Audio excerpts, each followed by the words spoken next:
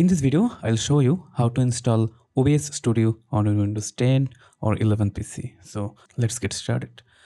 Go to obsproject.com and you will see this page, and here based on your operating system, click on Windows and it will start downloading, and I'm downloading the OBS installer for Windows on my download folder. You can download wherever you want, and as of today it is 150 megabyte in size, so let it to complete the download.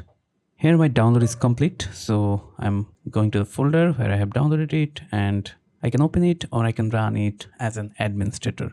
So I'm opening it, and if it asks for yes to allow changes to your device, click on yes, and then it will start the installer. So here I'm clicking on next and next, and the destination folder is typical program files and then OBS Studio. Clicking on install and it has started installing.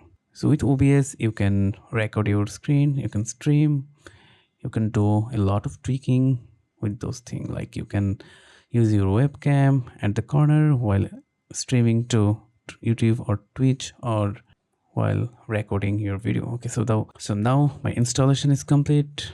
Launch OBS Studio is selected. So if I click on finish, it will open OBS Studio. So let's start OBS Studio for the very first time. So upon start, it is asking for a auto configuration wizard.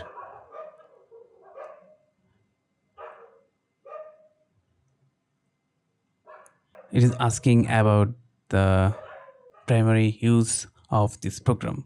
So if you want to use this only as a virtual camera, you can select the last one. If you want to optimize it for recording, you will not be streaming, then the setting will be configured for recording. But the first one, which is optimized for streaming, recording, is secondary.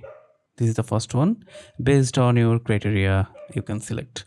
So for me, optimized for recording, I'll not be streaming. This is the second one. Second one is good for me. Clicking on next, and now it is asking for the video setting.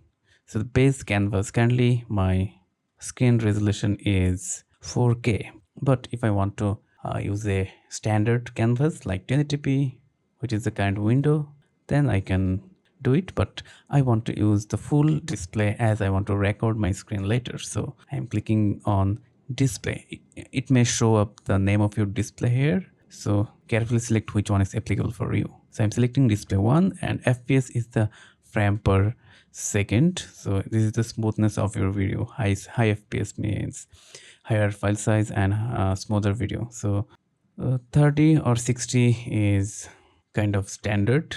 So we have several options, but all of them are either 30 or 60. I'm going with the first one, clicking on next, and here the program has determined that this estimated setting are ideal for you. Since I have a NVIDIA GPU, so it have identified that and decided which encoder will be best for me. So based on your hardware, it will automatically fall back to a default setting. So this is what I have configured so far. NVIDIA encoder, medium file size quality, 4K resolution, and output is 1080p, and FPS is 60. Okay, so I'm clicking on the apply setting, and boom, this is the window for OBS.